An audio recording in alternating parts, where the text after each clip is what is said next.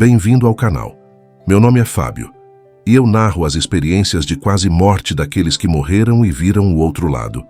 Se você gosta desse tipo de vídeos, por favor, considere clicar no botão de curtir e se inscrever. Fazê-lo é gratuito e ajuda o crescimento do canal. Relaxe, pegue uma xícara de café ou chá e vamos mergulhar na narração de hoje.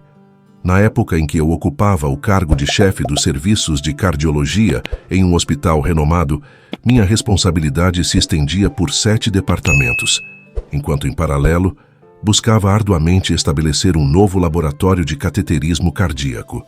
Esse período, que deveria ser de conquistas profissionais, coincidiu com um desafio pessoal inesperado: o nascimento prematuro do nosso terceiro filho. Ele chegou ao mundo necessitando de cuidados intensivos, conectado a um ventilador, o que nos mergulhou em um turbilhão emocional e prático. Enquanto eu trabalhava duro no hospital, minha esposa cuidava do nosso bebê prematuro em casa. Tínhamos que equilibrar o trabalho e a família, com o peso extra das preocupações com a saúde do nosso filho. Não dormíamos bem e muitas vezes não comíamos direito, porque estávamos sempre preocupados com o bebê. Eu tinha muita pressão no trabalho, liderando vários departamentos do hospital, e ainda sofria pessoalmente ao ver meu filho doente. Cada dia era uma montanha-russa emocional, entre os problemas do trabalho e as preocupações em casa. Mas essa experiência me fez entender melhor a importância do tempo, da saúde e da resiliência, tanto no trabalho quanto na vida pessoal. Apesar das dificuldades, o apoio dos colegas médicos e o amor da minha esposa foram essenciais. Eles me ajudaram a manter o hospital funcionando enquanto eu cuidava da minha família. O apoio da minha esposa em casa também foi fundamental, mostrando como a comunidade e o amor são importantes nos momentos difíceis. Naquela manhã, acordei com lembranças de um sonho estranho, em que desmaiava durante uma reunião no trabalho. Decidi não deixar que isso afetasse meu dia. Decidi ficar em casa um pouco mais para recuperar minhas energias, mas logo percebi que um dos meus departamentos no hospital precisava urgentemente de ajuda por falta de pessoal. Mesmo relutante, sabia que não podia ignorar minhas responsabilidades e fui para o hospital. Quando cheguei, eram 6:30 da manhã, parecia mais cedo do que nunca. Tomei 2 xícaras de café para tentar acordar meu corpo e mente para os desafios do dia. Fui para o meu escritório e liguei todos os equipamentos dos meus departamentos, como sempre faço. Cada máquina ligada era um lembrete da minha grande responsabilidade. Mesmo com a correria, eu tinha uma reunião marcada para as 7:05 com meu diretor auxiliar, um ponto importante do meu dia. Enquanto me preparava para sair do escritório, comecei a sentir mal-estar e acabei desmaiando e batendo na porta ao tentar sair. Tudo ficou escuro enquanto meu corpo cedia ao desconforto repentino. Naquele momento crucial, minha queda não passou despercebida. Uma das faxineiras do hospital, que passava as noites mantendo nossos corredores e salas limpos, foi a primeira a ver o que aconteceu. Ela ouviu o barulho do meu corpo batendo no chão e correu para pedir ajuda. Ela encontrou o técnico Dave, um colega que sempre ia além do esperado no trabalho. Assim que soube do que aconteceu, ele agiu rapidamente para garantir que eu recebesse ajuda, mostrando o espírito de equipe que tínhamos no hospital. Os técnicos responderam ao chamado de emergência com rapidez e eficiência.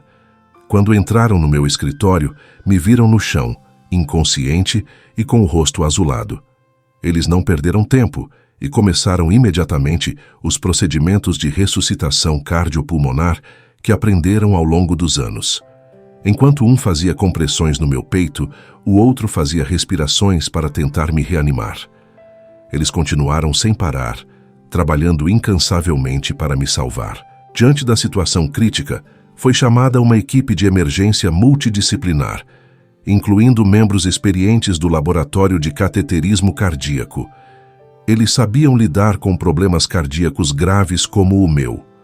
Junto com a equipe de emergência, tentaram me reanimar usando desfibrilação várias vezes para tentar normalizar meu coração. Durante o procedimento intenso, o número de vezes que usaram a desfibrilação, 17 vezes, mostrou o quão difícil era a batalha para me trazer de volta à vida. Enquanto os choques ecoavam, a massagem cardíaca continuava sem parar, cada ciclo sendo crucial para minha sobrevivência. A situação era grave e um dos médicos sugeriu uma intervenção arriscada. Fazer uma toracotomia, apesar dos perigos de fazer isso em um ambiente não estéril. Outro médico, que não estava programado para estar lá, também concordou com a ideia quando viu o quão grave era a situação e decidiu ajudar. Com determinação, a equipe médica preparou tudo para a cirurgia. Eles moveram minha mesa de trabalho para usar como leito improvisado. Com cuidado, abriram minha caixa torácica e viram meu coração parado. Em um momento que parecia suspenso no tempo, os médicos iniciaram a massagem cardíaca direta. Seus movimentos ritmados e decididos, buscando reativar o músculo vital que havia cessado seu ritmo. Sob a pressão do tempo e das circunstâncias, cada compressão era um ato de fé e coragem, uma tentativa desesperada de resgatar a vida que pendia por um fio. O relógio continuava sua marcha implacável, marcando o passar dos minutos que pareciam uma eternidade. Foi somente às 8 horas, 55 minutos após o início desse drama médico, que um milagre aconteceu. Meu coração, após uma batalha árdua e incansável, voltou a bater. O silêncio tenso da sala de emergência foi rompido pelo som reconfortante dos batimentos cardíacos, uma prova tangível da resiliência humana e da dedicação implacável da equipe médica que se recusou a desistir. Após o sucesso em restabelecer meus batimentos cardíacos, a equipe médica não perdeu tempo. Com cuidado e urgência, eles me transferiram para uma maca e me conduziram às pressas pelos corredores do hospital em direção à unidade de terapia intensiva, o reduto de cuidados intensivos onde a batalha pela minha vida continuaria. Quando finalmente recobrei a consciência na UTI, fui assolado por uma agitação intensa, um turbilhão de pensamentos e sensações tumultuando minha mente. Percebendo meu estado de agitação, um dos médicos presentes se aproximou com gentileza, oferecendo palavras que ecoaram profundamente em minha alma. Você está vivendo com tempo emprestado. Essa frase simples, mas carregada de significado, ressoou em mim, um lembrete vívido da fragilidade da existência e da preciosa segunda chance que havia sido concedida a mim. Minha percepção da realidade era obscurecida pela miríade de tubos, fios e equipamentos que me mantinham conectado à vida. Soros intravenosos gotejavam continuamente, cateteres monitoravam meus sinais vitais. Bombas cardíacas garantiam o fluxo sanguíneo adequado e respiradores mecânicos sustentavam minha respiração. Diante da complexidade e invasividade desses dispositivos, a sensação de vulnerabilidade era avassaladora, mas também era um lembrete tangível do incrível poder da medicina moderna em preservar a vida. Para garantir meu conforto e recuperação, os médicos decidiram manter-me sedado, mergulhando-me em um sono induzido que durou até o sábado seguinte. Durante esse período de dormência farmacológica, meu corpo se entregou ao cuidado diligente da equipe médica, enquanto minha mente se afundava em um mar de sonhos e delírios, uma fronteira indefinida entre a realidade e o mundo onírico. A situação delicada em que me encontrava se estendia além das fronteiras da UTI, afetando até mesmo o funcionamento dos departamentos que eu supervisionava. Um desses departamentos era o de EEG, essencial para avaliar a atividade cerebral. Mas meus próprios colaboradores relutavam em conduzir o teste, temendo confrontar uma possível realidade devastadora, a confirmação da morte cerebral. Diante desse impasse emocional, o chefe do departamento finalmente assumiu a responsabilidade, reunindo coragem para realizar o teste que tantos hesitaram em fazer. O resultado, felizmente, trouxe um alívio momentâneo. Tudo estava dentro da normalidade. No entanto, a carga emocional dessa experiência transcendeu os gráficos e leituras do EEG. Em uma confidência posterior, ele compartilhou comigo que essa foi a coisa mais difícil que já fez em sua carreira. Nossa longa trajetória de mais de 15 anos de trabalho conjunto conferia um peso adicional a essa revelação. destacando o vínculo humano que transcendia as hierarquias profissionais. Apesar da aparente normalidade dos resultados, a verdadeira magnitude do que aconteceu só começou a se desenrolar lentamente. Aqueles 55 minutos de morte, um intervalo entre a vida e o desconhecido, mudaram irrevogavelmente o curso da minha vida. A percepção da finitude, a gratidão pela segunda chance e a necessidade de reavaliar prioridades se tornaram pilares fundamentais da minha jornada de recuperação e transformação pessoal. Essa experiência, marcada pela fragilidade da existência e pela resiliência do espírito humano, ecoará em mim para sempre, moldando meu entendimento da vida e da mortalidade.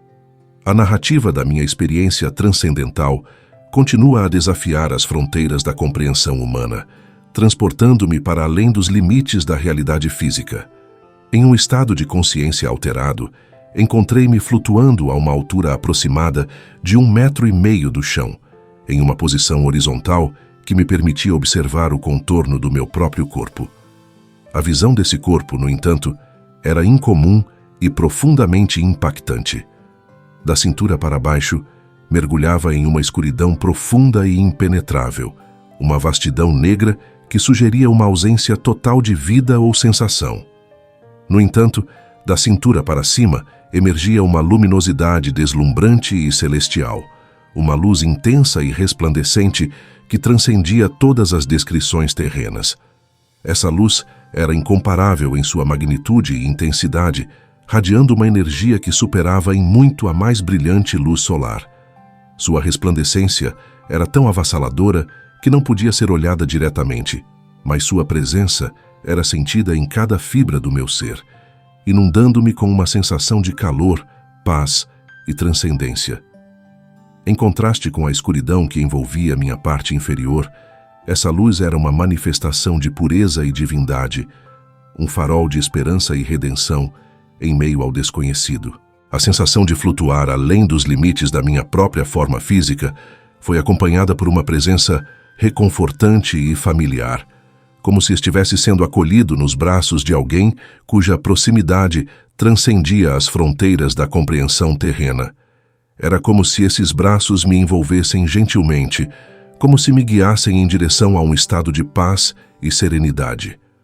Enquanto eu tentava processar a magnitude da experiência, uma pergunta pairava em minha mente, ecoando no vazio etéreo ao meu redor. Estou morto? A resposta suave e tranquilizadora não veio como uma voz audível, mas como uma sensação de certeza que permeava todo o meu ser. Não, você está bem, respondeu a presença que me segurava, dissipando qualquer sombra de dúvida ou medo que pudesse ter surgido. Essas palavras, simples em sua essência, foram como um bálsamo para minha alma, inundando-me com uma sensação avassaladora de serenidade, tranquilidade, segurança e amor incondicional. Era como se cada célula do meu ser estivesse impregnada por essa energia reconfortante, uma presença que transcendia qualquer descrição terrena. Embora eu não pudesse ver o ser que me envolvia, a sua presença era tangível em cada respiração, em cada batimento do meu coração. Eu me sentia abraçado por uma força maior, uma manifestação do divino que me envolvia em seus cuidados amorosos, guiando-me através do desconhecido com uma confiança inabalável. Naquele momento de comunhão espiritual, eu experimentei uma conexão profunda com algo além de mim mesmo, uma presença que continuaria a ecoar em minha alma muito depois de retornar à consciência da realidade terrena. O momento de transcendência e comunhão espiritual foi interrompido por uma mudança abrupta e desconcertante. De repente, senti-me sendo puxado de volta em direção ao meu corpo inerte no chão, uma sensação de movimento que desafiava as leis da física. No entanto, ao contrário do que esperava, não estava retornando para dentro de mim mesmo. Em vez disso, fui atraído em direção à luminosidade resplandecente que irradiava do corpo luminoso, uma força magnética que exercia um poderoso chamado sobre mim. Enquanto me movia em sua direção, percebi com surpresa e perplexidade que não estava me reunindo com meu próprio ser, mas sim avançando em direção à figura luminosa que se erguia diante de mim. Enquanto me aproximava desse ser luminoso, uma sensação de reconhecimento e familiaridade se infiltrava em minha consciência. Dentro dessa figura radiante, percebi movimento, uma sutil agitação que quebrava a imobilidade aparente. E então, como um sussurro distante que ecoava através do espaço etéreo, ouvi meu nome sendo chamado repetidamente, cada chamado reverberando com uma urgência crescente. Nesse momento de transição entre os reinos da existência, eu estava imerso em uma dualidade de sensações, atraído pela luz que prometia transcendência e renovação, e ao mesmo tempo atraído de volta à realidade terrena pelo chamado insistente que ressoava em meu ser. Cada instante era um teste de equilíbrio entre o chamado do desconhecido e os laços que me mantinham ancorado à vida que conhecia. O momento de transição entre os reinos da existência se desdobrou em uma jornada vertiginosa e surreal. Envolto pela escuridão difusa do túnel, senti-me impulsionado para cima por uma força invisível, cada vez mais rápido, como se estivesse sendo guiado por mãos invisíveis em direção a um destino desconhecido. Enquanto avançava pelo túnel, o som do meu nome ressoava com uma intensidade crescente, ecoando ao meu redor como um mantra hipnótico. Então, como um despertar abrupto de um sono profundo, retornei à consciência na UTI, mergulhado em um turbilhão de sensações e emoções conflitantes. A serenidade e a transcendência espiritual que experimentei foram substituídas por uma sensação avassaladora de sobrecarga. Responsabilidades, preocupações, problemas e dor se acumulavam em minha mente como uma tempestade que se aproximava. Ao olhar em volta e perceber todas as máquinas, fios e tubos que estavam conectados ao meu corpo, uma sensação de desamparo e desespero tomou conta de mim. Eu me senti enganado, traído pelas promessas de paz e renovação que pareciam tão tangíveis apenas momentos antes. O anseio por voltar à familiaridade da vida cotidiana se intensificou, uma necessidade avassaladora de escapar da prisão de fios e tubos que me mantinham cativo. Sem hesitação, comecei a agir por impulso, desesperadamente arrancando os tubos e desconectando qualquer coisa ao meu alcance das máquinas que me mantinham preso à vida artificial. Cada movimento era uma expressão de desespero e determinação, uma tentativa desesperada de recuperar o controle sobre meu próprio destino. Mesmo que isso significasse enfrentar as consequências desconhecidas desse ato de rebelião contra a ordem estabelecida pela medicina. A realidade opressiva da UTI, onde eu me via vivo, mas completamente dependente das máquinas, era uma condição que eu não desejava aceitar.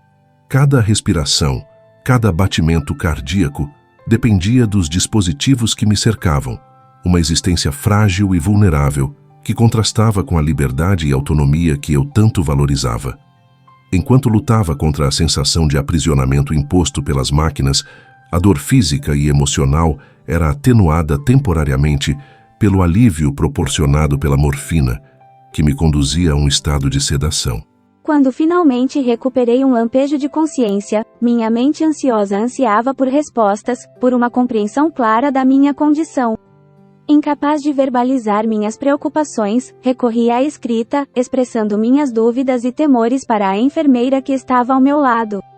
Eu questionei diretamente se minha vida estava sendo mantida artificialmente, dependente das máquinas que zumbiam incessantemente ao meu redor. A resposta que recebi foi uma negação categórica, uma afirmação destinada a tranquilizar, mas que falhava em dissipar completamente minhas preocupações subjacentes. Após uma fase de estabilização na UTI, fui transferido para outro hospital, onde uma equipe dedicada de médicos conduziu uma série extensa de exames e testes para investigar minha condição. Cada procedimento, cada análise minuciosa, era uma busca por respostas, uma tentativa de desvendar o mistério por trás da minha experiência transcendental e das consequências físicas que se seguiram. No entanto, para minha surpresa e alívio, os resultados desses exames não revelaram anomalias ou irregularidades significativas. Meu corpo, apesar do trauma que havia enfrentado, parecia estar funcionalmente normal. Essa constatação trouxe um certo grau de alívio, mas também gerou mais perguntas do que respostas, deixando-me mergulhado em um estado de incerteza e reflexão sobre o significado e as implicações de minha experiência próxima à morte. A decisão de manter em segredo minha experiência transcendental foi uma escolha solitária e carregada de incertezas, motivada pelo receio de ser mal compreendido ou rotulado como delirante. Durante pelo menos 6 meses, mantive silêncio sobre os eventos que ocorreram naquele momento de crise, guardando para mim mesmo as profundas revelações e sensações que haviam transformado minha perspectiva da vida. Foi somente quando fui internado novamente, desta vez devido a uma cardite, que encontrei coragem para compartilhar minha narrativa com alguém. Um médico, cuja sensibilidade e empatia transpareciam em seus olhos, percebeu a agitação interior que eu tentava ocultar por trás de uma fachada de calma aparente. Com uma delicadeza compassiva, ele me indagou se eu havia vivenciado algo incomum durante o episódio, abrindo uma porta para a confiança mútua e o compartilhamento de experiências profundas. Em um gesto de generosidade e solidariedade, o médico compartilhou sua própria experiência de quase morte, revelando uma jornada pessoal que ecoava estranhamente com a minha. Foi um momento de conexão genuína, onde duas almas feridas encontraram conforto e compreensão mútua em meio às complexidades da existência humana. Para mim, essa conversa significou mais do que palavras podem expressar. Foi um ponto de virada, um catalisador para a abertura e aceitação da minha própria verdade, independentemente das reações que poderiam seguir. Pela primeira vez, compartilhei minha história com alguém que não julgava, mas sim entendia e respeitava a profundidade de minhas experiências pessoais. Esse momento de comunhão e confiança foi um farol de esperança em meio às sombras da dúvida e do medo, proporcionando-me um novo começo na jornada de aceitação e compreensão de minha própria jornada espiritual. Após encontrar coragem para compartilhar minha experiência de quase morte com o primeiro médico que confiei, senti uma urgência crescente em divulgar minha história ao mundo. Determinado a quebrar o silêncio e dissipar os estigmas em torno das experiências próximas à morte, decidi compartilhar abertamente minha jornada espiritual com todos que cruzassem meu caminho. Minha história se tornou uma narrativa poderosa e inspiradora, uma luz de esperança em meio à escuridão da incerteza e do desconhecido. Apareci em programas de destaque, como o programa de Oprah Winfrey, onde tive a oportunidade de compartilhar minha jornada com milhões de telespectadores em todo o mundo. Além disso, minha história foi destaque em programas de notícias televisivas e em 2 programas de rádio, ampliando ainda mais o alcance da minha mensagem de superação e renascimento. À medida que minha história se espalhava, fui mencionado em jornais e artigos, tornando-me um símbolo de resiliência e esperança para muitos. Meu testemunho pessoal ressoou com pessoas de todas as esferas da vida, inspirando-as a reconsiderar suas próprias crenças sobre a vida, a morte e o além. Embora compartilhar minha experiência tenha sido uma jornada desafiadora e às vezes emocionalmente exigente, cada oportunidade de contar minha história era uma oportunidade de cura e crescimento pessoal. Ao abrir meu coração e minha mente para o mundo, descobri uma força interior que transcendia os limites do meu próprio ser, uma conexão profunda e universal que me unia a todos aqueles que buscavam significado e esperança em meio às adversidades da vida. Busquei universidades em busca de mais informações sobre vivências de quase morte. Sentia-me isolado, acreditando que somente aqueles que haviam passado por algo semelhante entenderiam e acreditariam em mim. Me aprofundei em livros, ávido por absorver tudo sobre experiências de quase morte. Apesar de ter uma vida confortável com uma nova casa, 2 carros e todos os privilégios, minhas prioridades mudaram após a EQM. Retornei brevemente ao hospital, mas eventualmente abandonei a medicina. Em 4 anos, me divorciei, perdi tudo e me vi morando com meus pais, lutando contra uma intensa depressão e contemplando o suicídio. Lutando para entender por que vivenciei a experiência apenas para acabar sem nada, eventualmente encontrei refúgio em um abrigo cristão. Lá, comecei a trabalhar como conselheiro cristão, ainda buscando o propósito da minha vida. Um cliente, um viciado em drogas de 24 anos, ouviu minha história e sugeriu que ajudar outros em situações semelhantes poderia ser meu propósito. Este momento foi uma epifania. Percebi que tanto os momentos bons antes da EQM quanto as dificuldades após me permitiram empatizar e verdadeiramente auxiliar os outros. Jesus, de certa forma, me concedeu a oportunidade de fazer a diferença. Com essa compreensão recém-adquirida, abracei a oportunidade de apoiar aqueles que necessitam, reconhecendo que caminhar em seus sapatos era crucial para oferecer ajuda genuína. Tive que passar pelo que eles passaram e me senti aliviado. Agora tudo fazia sentido. Na manhã seguinte, aquele jovem de 24 anos foi encontrado morto em sua cama devido à insuficiência cardíaca congestiva durante a noite. Até hoje, agradeço a ele por me ajudar. Acredito que a pessoa que me segurava durante a EQM era Jesus. Acredito que a morte não é o fim, mas apenas o começo de algo mais glorioso do que podemos imaginar. Não acredito em religião organizada, mas em espiritualidade, seguindo a crença de Jesus como está escrito, não como interpretada por outros. Estudei a guerra espiritual, e acredito que é muito real. Acredito que Jesus sofreu por nós, e precisamos nos perdoar de pecados porque ele já pagou o sacrifício por nós. Acredito que todos somos filhos de Deus.